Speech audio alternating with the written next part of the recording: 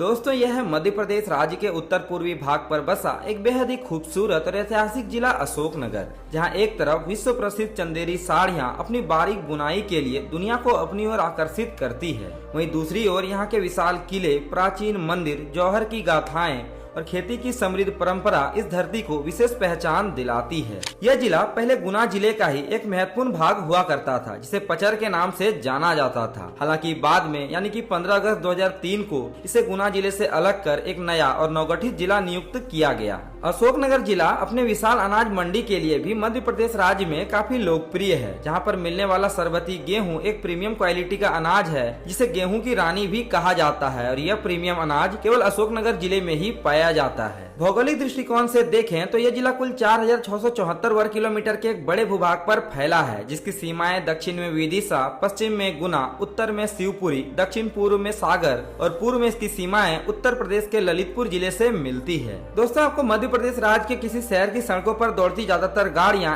MP 67 वाहन code के साथ नजर आए तो समझ जाइए अब अशोकनगर जिले में दाखिल हो चुके हैं, जहाँ की अगर अर्थव्यवस्था की बात करी जाए तो यहाँ की कृषि और उससे जुड़े व्यापार, हस्तनिर्मित उद्योग और पर्यटन को यहाँ के आय का एक प्रमुख स्रोत माना जाता है। एग्रीकल्चर के पॉइंट ऑफ व्यू से देखें तो यहाँ की मिट्टी मुख्य रूप से काली और दोमट है, जिसके कारण यहाँ पर गेहूं, चना, सरसों, सोयाबीन, मक्का और दालों की खेती बड़े पैमाने पर होती है। जहाँ पर सिंचाई के लिए इस जिले में कई छोटे बड़े बांध और तालाब बनाए गए हैं, जिनसे किसानों को सालों भर पानी मिलता है। साथ ही इस जिले के पूर्वी हिस्से से होकर बहने वाली बेतवा नदी और पश्चिमी सीमा से होकर बहने वाली सिंध नदी इस जिले की कृषि, पेयजल और भूजल स्तर को बनाए रखने में महत्वपूर्ण भूमिका भी निभाती है। दोस्तों जब भी अशोकनगर जिले का जिक्र होता है तो चंदेरी की गौरवशाली विरासत और इसके हस्त निर्मित उत्पादों की चर्चा ना हो तो भला ऐसा कैसे हो सकता है। यहाँ की चंदेरी साड़ियाँ अपने हल्के वजन, महीन बुनाई, सुनहरे बॉर्डर और पारंपरिक डिजाइनों के लिए काफी लोकप्रिय है, जहाँ के हजारों परिवार इस उद्योग से जुड़े हैं और यह उत्पाद केवल भारत ही नहीं बल्कि विदेशों तक इसकी मांग बनी रहती है। ऐतिहासिक दृष्टिकोण से देखें तो अशोकनगर का इतिहास भी अत्यंत प्राचीन और गौरवशाली रहा है। महाभारत काल में यह क्षेत्र चेदी राज्य का हिस्सा माना जाता था, जिसके बाद भी यहाँ पर बहुत से शासकों और राजवंशों का नियंत्रण रहा है, जिसके लंबे इतिहास ने इस क्षेत्र को मध्य भारत की सबसे समृद्ध सांस्कृतिक विरासतों में भी शामिल किया है। बात करें इस नगर के नामकरण की तो मान्यता है कि महान सम्राट अशोक जब उज्जैन की ओर जा रहे थे तब उन्होंने यहाँ पर एक रात विश्राम किया था, जिसके कारण इस नगर का नाम अशोकनगर रखा गया है। जिले के जनसंख्याकी आंकड़ों की बात करें तो 2011 के सेंसस तथा 2026 के अनुमानित आंकड़ों के मुताबिक मौजूदा समय में अशोकनगर जिले की आबादी करीब 12 लाख के आसपास है, जिनमें से 67.90% लोग ही पढ़े लिखे और शिक्षित माने जाते हैं। वहीं बात करें इसके लिंगानुपात की तो यहाँ के प्रत्येक 1000 मर्दों की जनसंख्या मात्र 980 महिलाओं पर निर्भर है, जो सामाजिक संतुलन को दर्शाता है। अशोकनगर जिले की संस्कृति में बुंदेलखंड और मालवा दोनों संस्कृतियों का गहरा प्रभाव देखने को मिलता है। यहाँ के लोग अपनी सादगी, मेहमान नवाजी और पारंपरिक जीवन शैली के लिए जाने जाते हैं, जहाँ के लोकगीत, धार्मिक अनुष्ठान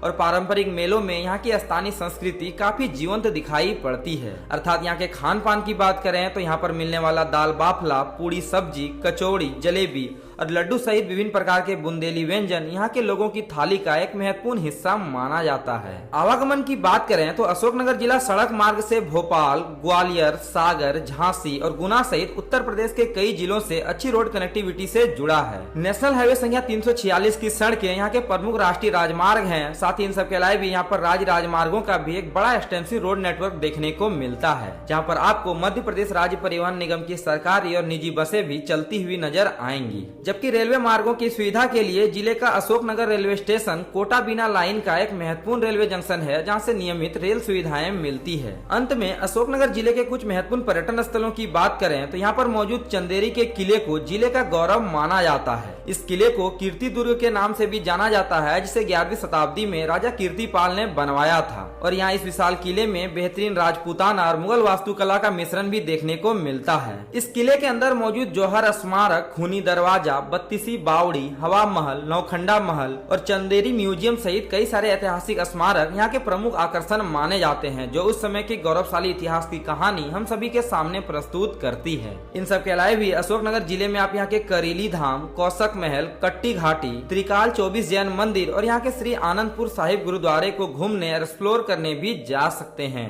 तो दोस्तों ये था मध्य प्रदेश राज्य का अशोकनगर जिला। वीडियो कैसा लगा कमेंट में जरूर बताइए और ऐसे वीडियो देखने के लिए ट्रैवल विद चंदन को सब्सक्राइब भी जरूर कर लीजिएगा। जय हिंद, जय भारत।